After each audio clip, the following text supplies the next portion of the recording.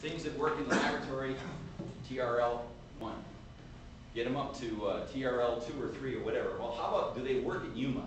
So hopefully this will sound up. I'll give you a little setup here. Dragon Runner is a robot that the Marine Corps likes, and you take Dragon Runner there and you mount the FIDO detector on it. You go out into the Yuma proving ground, and that's in Arizona where it's nice and hot and dusty and all kinds of realistic things. And you take some TNT blocks and you hide them, and you have a Marine Corps sergeant trying to figure out how to use this robot to detect explosives. So this guy is going to run this, and you should be able to hear it. The detector is set to sort of Geiger counter mode. Whoops, didn't mean to do that. Go back, click.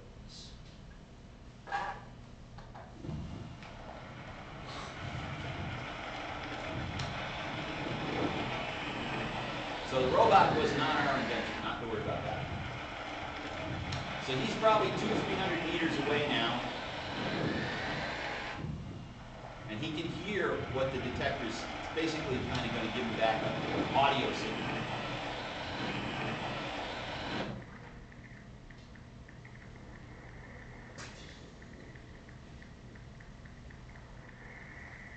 So he's been checking out piles of garbage, cinder block piles, bushes on the sides of the road with this little robot.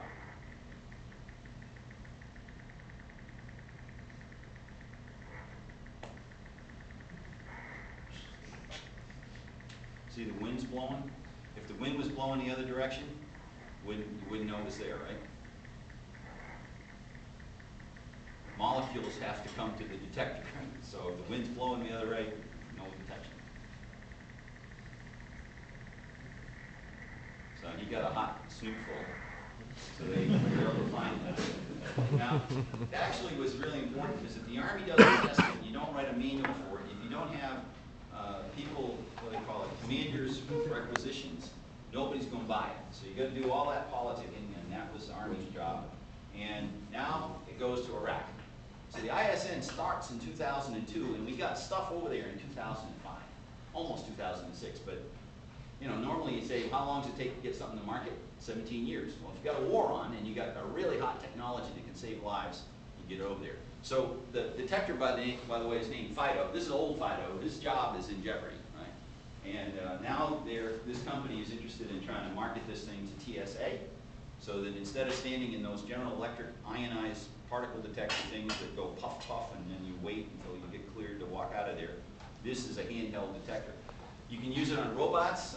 Very interesting discussion with the Army and the Marines about checkpoints and aerodynamics of checkpoints, which have never been an issue. Aerodynamics of checkpoints, what's that even mean?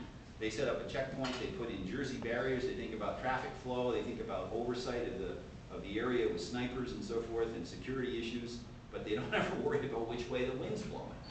But you can sculpt by putting up barriers and buildings so that the molecules that are coming off those vehicles and people are coming towards your detector. So we're actually influencing operational policies of the military by letting these sergeants who, they get it right away, because I mean their lives are on the line. So this has been a really good success story. So let me finish up and just sort of come back to, okay, that was the ISN. What about the Florida College of Engineering? So, you know, if you want to keep moving forward in the rankings, if we want to be competitive and move ahead of some of these schools, and not just the, I don't know, UCLA, but Singapore. You're ahead of them according to that survey, but not by much, and Singapore is putting lots of money into universities and education. This, I think, is, especially in times of tough finances and stuff, this is a big one. If you pull together rather than, you know, competing against one another. I think there's a lot more opportunities to bring in minorities. My department's over 50% women at the undergraduate level, about 20% at the graduate level. And that's mostly because of very few female foreign graduate students. That the females have not gotten the opportunities overseas as much as the domestic females. And I think Florida, with your diversity of population, underrepresented minorities, I've seen some of that, and Florida is much better than national averages on a lot of things. What, #1 in black PhDs and #3 in Hispanic PhDs or something like that? And MIT, we're not even on the charts on that. So that's really good. You know, if this is all going to happen, it's the people you hired 2 years ago, and the ones you're going to hire next year and the year after. It's your young faculty. Their plates are not full. They don't know they can't do things. So, you know, give them some resources, and maybe they're not what you're used to having for resources, but they're young and they don't know that they can't do it. They'll do it. And all of this thing about blurring the research education boundary, teaching. I saw something about you, University of Florida Teaching Fellows. I think that's great, to really put metrics on teaching and reward people for being great teachers, because if we don't have great teachers, there's a lot of other things aren't going to happen. Experiential project-based learning is, I think, an ABET sort of term, just saying hands-on, design, build, working prototypes. So, I'm done.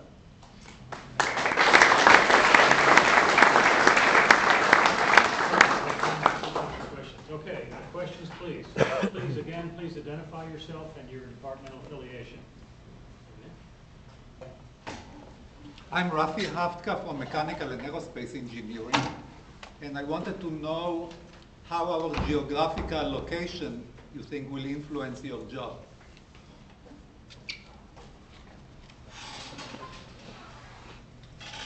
South America, I think most universities haven't taught at all much about that way. They're going to Asia. At least MIT, we got zero going on in South America. I'm going to Brazil. There's an international conference on materials in Rio.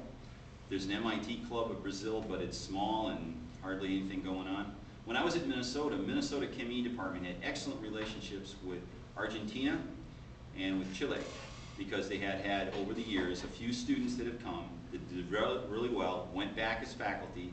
Every couple of years they would have some young person in their department at an undergraduate level that was super quality, and they would send them to Minnesota to get a PhD. And so these were hand-picked individuals, and that bridge got established, and it's been ongoing for like 30 years.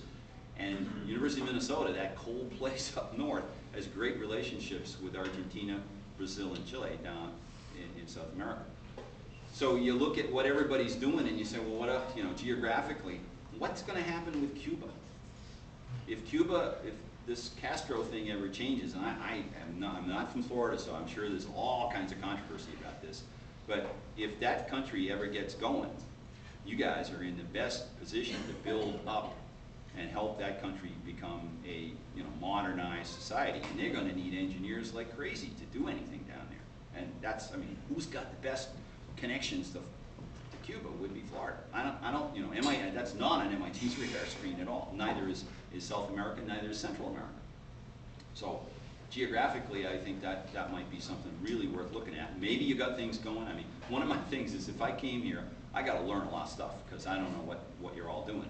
And there may be some nice surprises, and there may be gaps. And if you identify opportunities, then you might say, okay, let's go and do something like that. Frank, what's the Brazil